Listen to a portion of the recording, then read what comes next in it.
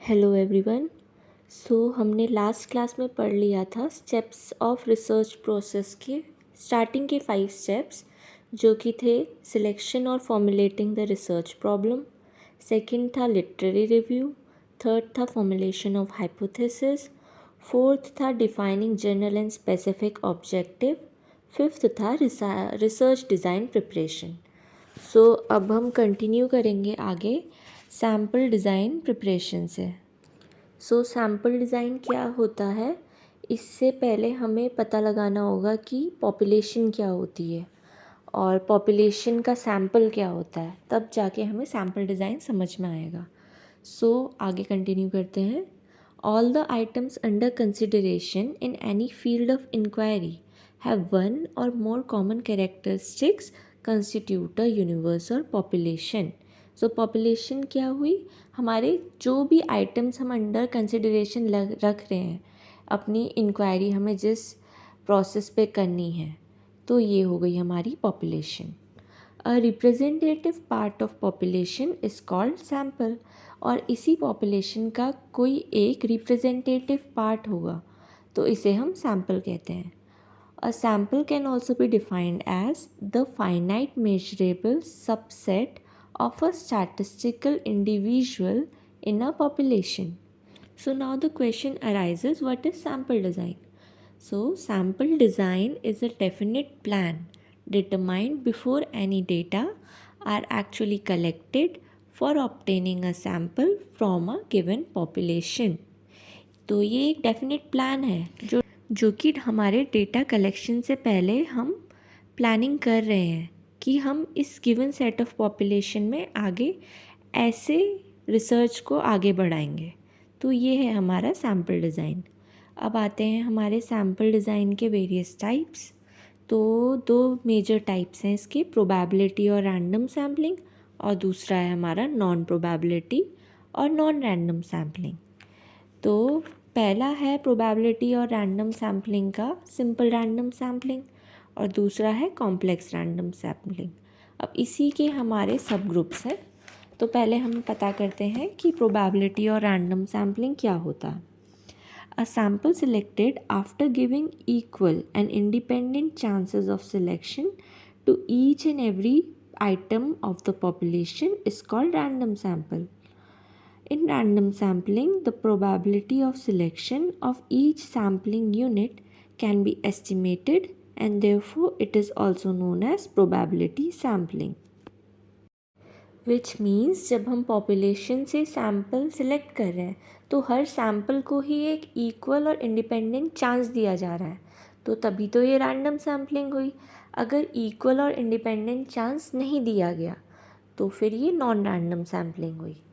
तो probability sampling है हमारी 2 टाइप्स की, सिंपल रैंडम सैम्पलिंग और कॉम्प्लेक्स रैंडम सैम्पलिंग। तो सिंपल रैंडम सैम्पलिंग में है, in this method each and every item in a population has an equal chance of inclusion in the sample, and each one of sample in case of finite universe has same probability of being selected. It is also called as chance sampling और unrestricted random sampling. Whereas in complex random sampling, the initial procedure is followed by one or more of the different procedures. Such a sampling plan is called complex method of random sampling.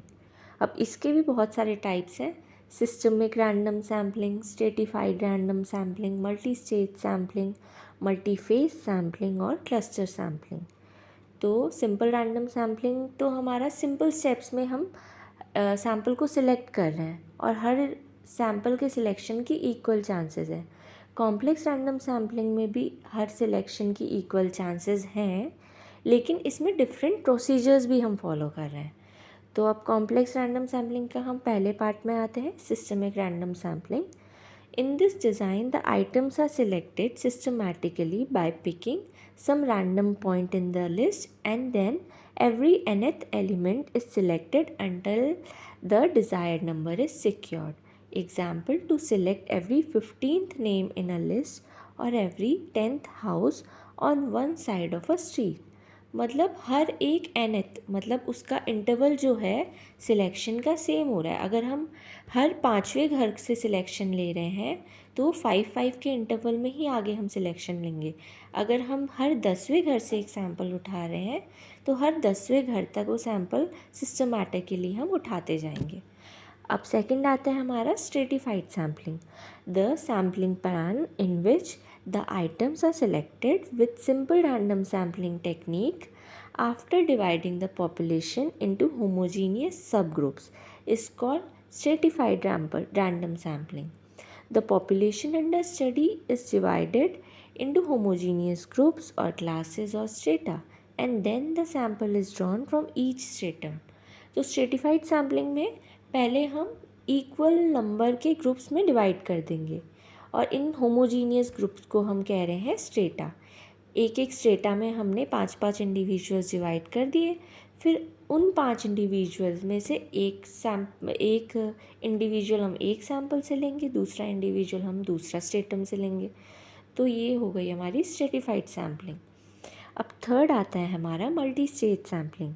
In this sampling technique the first stage में B to select the large primary sampling units such as country, state, then districts, then town, and finally certain families within the town.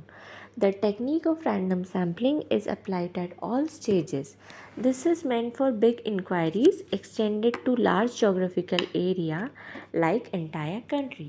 तो इस multi stage sampling में हम क्या कर रहे हैं, पहले पूरी कंट्री का देख रहे हैं, फिर कंट्री से स्टेट में आ रहे हैं, स्टेट से डिस्ट्रिक्ट में आ रहे हैं, डिस्ट्रिक्ट से टाउन में आ रहे हैं, टाउन से फैमिलीज़ विद इन टाउन्स। तो ये एक स्टेज में चल रहा है कि बहुत बड़ी पॉपुलेशन से हम छोटी एरिया में आ रहे हैं।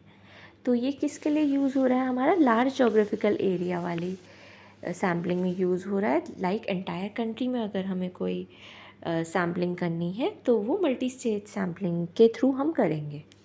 अब नेक्स्ट आता है हमारा multi phase sampling. In clinical studies involving different diagnostic procedures the study will be conducted in different phases bye selecting a large number for the first phase and a subsample of it in a second phase, and so on. This method is called multi-phase sampling. Simple random sampling technique is applied in all the phases. अब इसके example हम tuberculosis सर्वे physical examination से ले रहे हैं।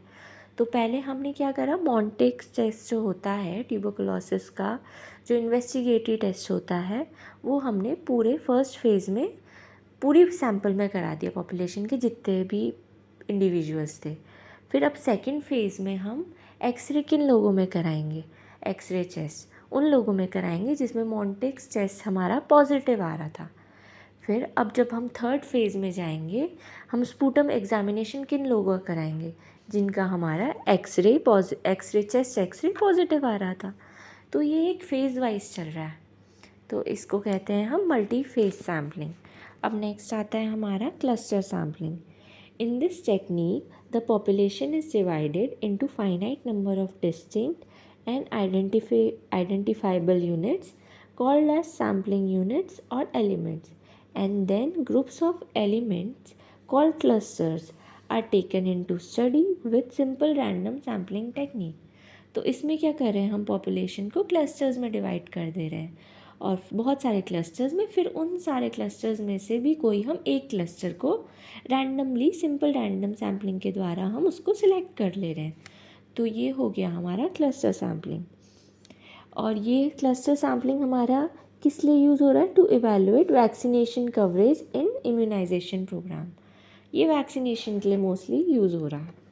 अब next हम आते हैं नॉन प्रोबेबिलिटी और नॉन रैंडम सैम्पलिंग में। तो if a sample is selected with a conscious bias, it is not the representative of the population under the study. These are incidental sample and are of no use.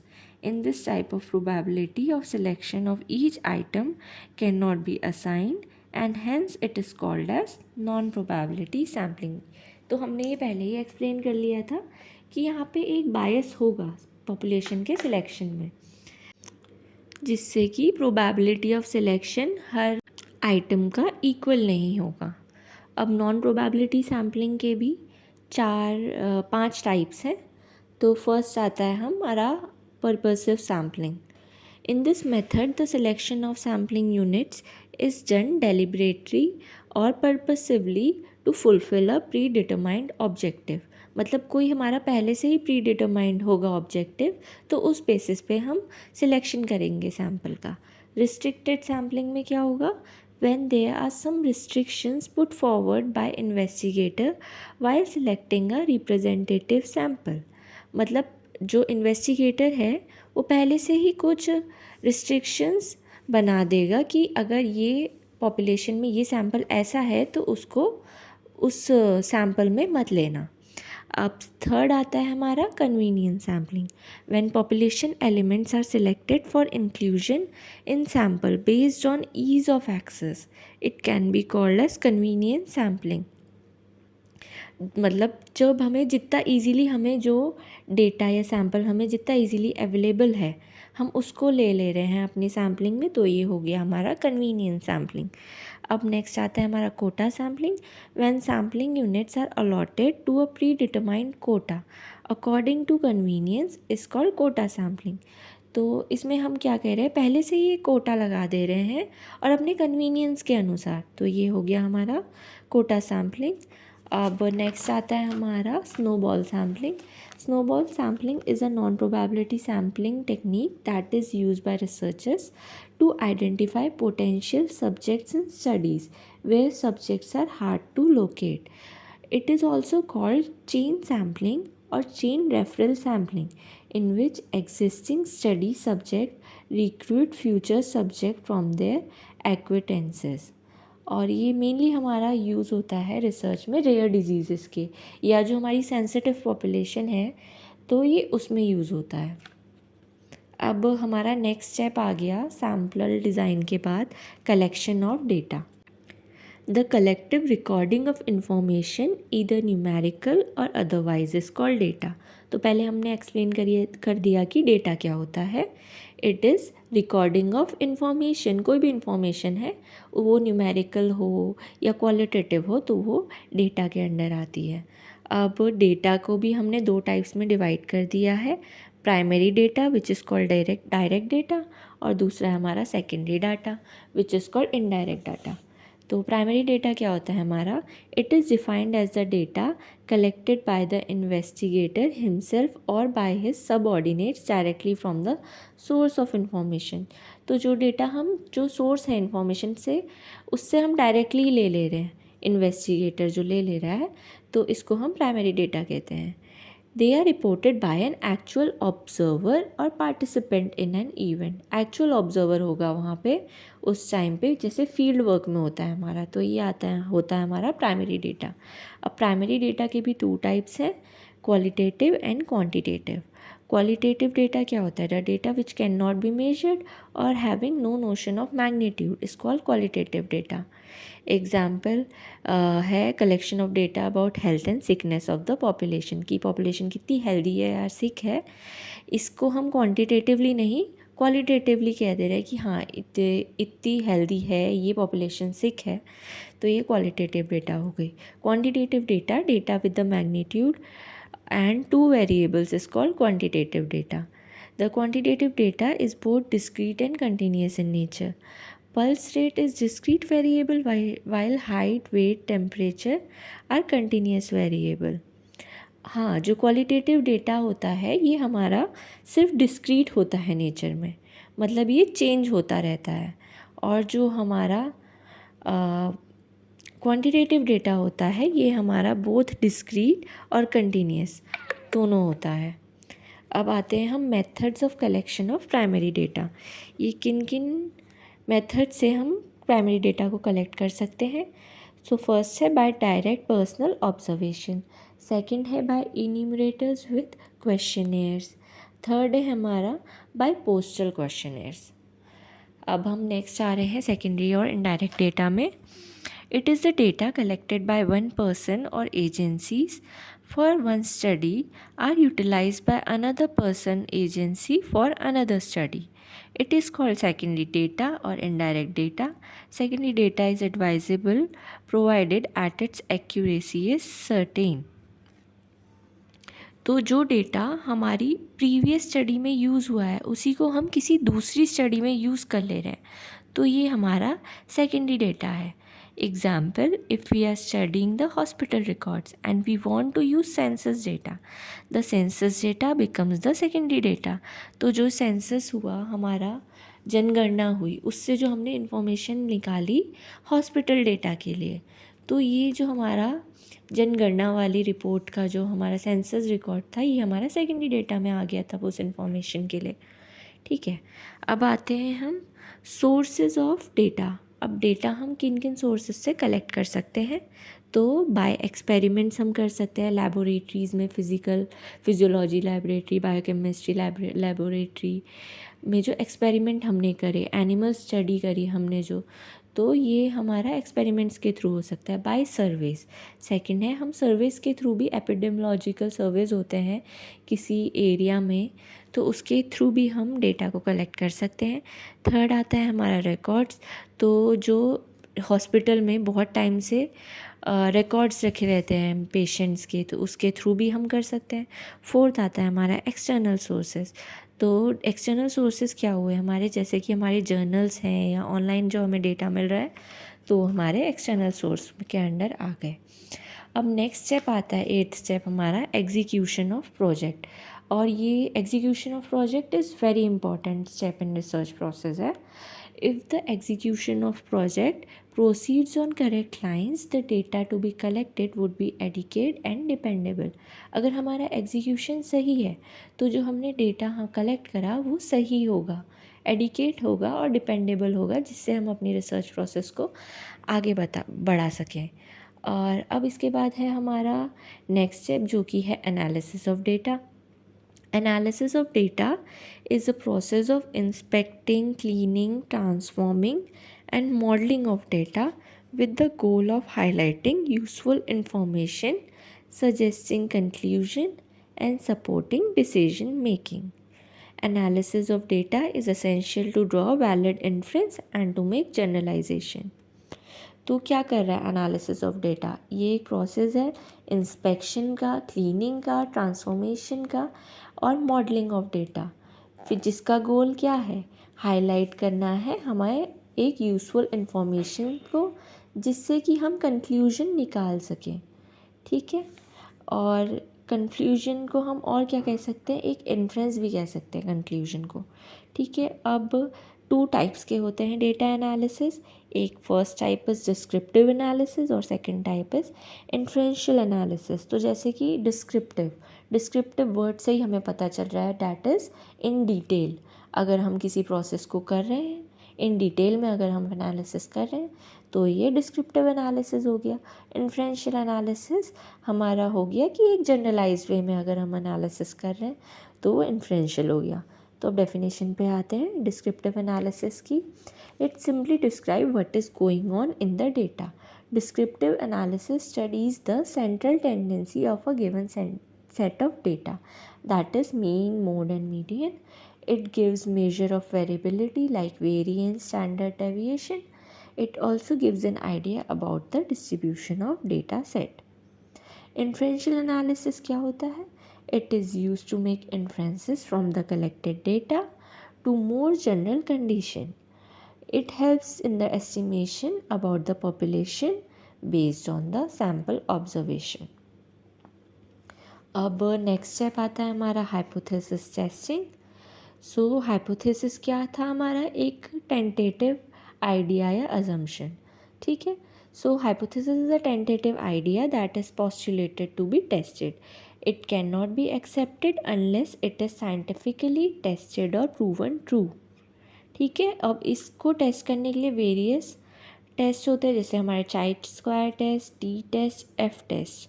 ठीक है, अब इसके भी बहुत सारे steps हैं हाइपोथेसिस के भी, इसको भी एक बार रीड कर लेना. Specifying the null and alternate hypothesis, choose the level of significance, compare the test statistic value, determine the critical region, inference and then conclusion. So the hypothesis, which is tested scientifically, is used to generate a theory which is accepted till new evidences are generated for new theory. तो एक theory को generate करने के लिए जो जो हमने scientifically test करे और एविडेंस हमने कलेक्ट करे, तो ये हाइपोथेसिस के अंडर आ गए। ठीक है, फिर अब नेक्स्ट स्टेप है हमारा generalisation and interpretation of data.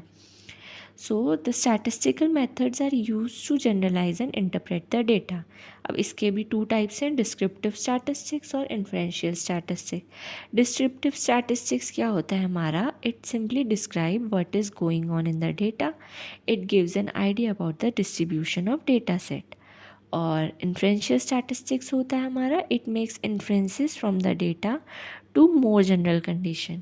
It helps in estimation about the population based on sample observation. अब इसके बाद hypothesis, generalisation and interpretation of data के बाद नेक्स्ट स्टेप आता है हमारा प्रिपरेशन ऑफ रिपोर्ट और the thesis. Finally, the researcher has to prepare the report of what has been done by him. जब सब कुछ हो गया तो रिसर्चर को एक रिपोर्ट बनानी होती है। Writing of report must be done with take great care keeping in view of the following. अब ये सब जो पॉइंट्स हैं इनको ध्यान में रखते हुए रिसर्चर को रिपोर्ट बनानी होती है। तो लेआउट ऑफ रिपोर्ट ऐसा होना चाहिए कि पहले द प्रीलिमिनरी पेजेस होते हैं स्टार्टिंग में, बीच के पोर्शन में आता है हमारा मेन टेक्स्ट और थर्ड पार्ट आता है हमारा एंड मैटर। तो प्रीलिमिनरी जो पेजेस होते हैं उसमें हमारा क्या क्या आना चाहिए, the report should carry the title and data followed by acknowledgements and foreword, then there should be table of contents. तो प्रीलिमिनरी हमारे पेजेस में आता है पहले हमारा टाइटल, फिर एक्नॉलेजमेंट, फिर उसके बाद कंटेंट्स, और अब हमारा बीच में आता है द मेन टेक्स्ट। जो मेन टेक्स्ट है तो उसके भी फॉलोइंग पार्ट्स होते हैं। तो पहला है हमारा इंट्रोडक्शन। तो इंट्रोडक्शन कैसा होना चाहिए, it should be a clear statement of objective of research along with explanation of methodology adopted in accomplishing the research. The scope of study along with various limitations should as well be stated in this part. तो एक clear statement होना चाहिए जिसमें clearly objective पता चले हमें research का, और उस रिसर्च की लिमिटेशंस पता चले, और जो हम मेथड यूज़ कर रहे हैं रिसर्च में वो भी पता चले। वो सब हमारा इंट्रोडक्शन में आना चाहिए। फिर सेकंड आता है हमारा समरी ऑफ फाइंडिंग। तो इंट्रोडक्शन के बाद हम statement of findings and recommendation in non technical language. It findings are extensive, they should be summarise. तो हमने एक समरी लिख दी ये इंट्रोडक्शन के बाद कि हम क्या क्या फाइंड करेंगे।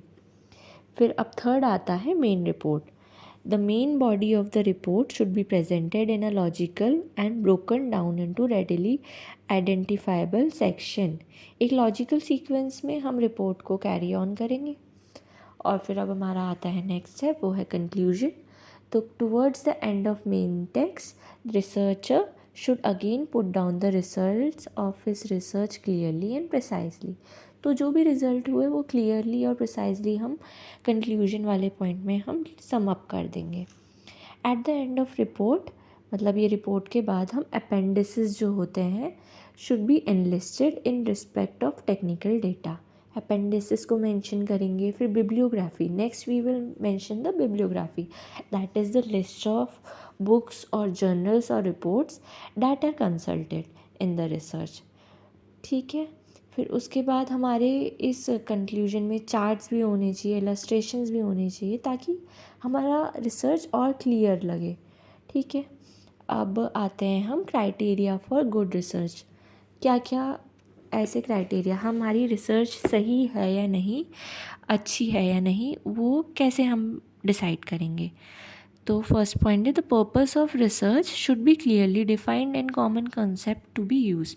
तो जो हमारा रिसर्च का पर्पस है वो हमें पता होना चाहिए और कॉमन कॉन्सेप्ट यूज़ होने चाहिए। सेकेंड पॉइंट है the research procedure used should be described in sufficient detail to permit another researcher और to repeat the research for further advancement. तो जो हमारी पहले की रिसर्च है वो एकदम पूरी होनी चाहिए, ताकि अगर हम उस रिसर्च में कोई नया रिसर्चर फर्दर रिसर्च करे एडवांस में रिसर्च करे एडवांसमेंट के लिए, तो वो क्लियरली हो। अब थर्ड पॉइंट है, the procedural design of the research should be carefully planned to yield result that are as objective as possible. तो कंसाइज हो रिसर्च हमारे। फोर्थ पॉइंट है, the researcher should report with complete frankness flaws in procedural design and estimate the effects on the findings. तो जो हमारी reports हैं उसमें flaws भी होने चाहिए और मतलब सही डेटा होना चाहिए, ताकि हमें एक क्लियर आइडिया मिल सके कि ये रिसर्च हमारी सही है या नहीं। बायस आ जाएगा नहीं तो हमारी रिसर्च में। अब फिफ्थ पॉइंट है, the analysis of data should be sufficiently adequate to reveal its significance and methods of analysis should be appropriate. Six step है हमारा, conclusion should be confined to those justifiable by the data of research and limited to those for which data provide the adequate basis. Greater the confidence in research is warranted if the researcher is experienced. अगर researcher experienced होगा तो फिर वो research की authenticity integrity और बढ़ जाती है। तो आज की क्लास में हमने अपने स्टेप्स ऑफ रिसर्च प्रोसेस पूरे कर लिए। लास्ट के जो हमारे 5 स्टेप्स बचे थे वो पूरे कर लिए। तो ये कौन कौन से स्टेप्स थे, अब स्टार्टिंग से एक और बार रिवाइज कर लेते हैं। फर्स्ट स्टेप है सिलेक्शन और formulating the research problem. Second है लिटरेचर रिव्यू। थर्ड है फॉर्मुलेशन ऑफ हाइपोथेसिस। फोर्थ है defining general and specific objectives. Fifth है रिसर्च डिज़ाइन प्रिपरेशन। सिक्स्थ है सैम्पल डिज़ाइन डिटर्मिनेशन। सेवन्थ है कलेक्शन ऑफ डेटा। एट्थ है execution of project. Ninth है hypothesis testing और 10th है हमारा प्रिपरेशन ऑफ रिपोर्ट और थीसिस। तो ये एक इम्पॉर्टेंट क्वेश्चन बन सकता है हमारा लॉन्ग आंसर में हमारे रिसर्च के पेपर में। तो आज का लेक्चर हम यहीं ख़त्म करते हैं। अब आगे के लेक्चर में हम थर्ड पार्ट होगा इसी चैप्टर का, जिसमें हम ethical aspects related to human and animal के बारे में पढ़ेंगे। तो तब तक के लिए thank you so much. Like share and subscribe.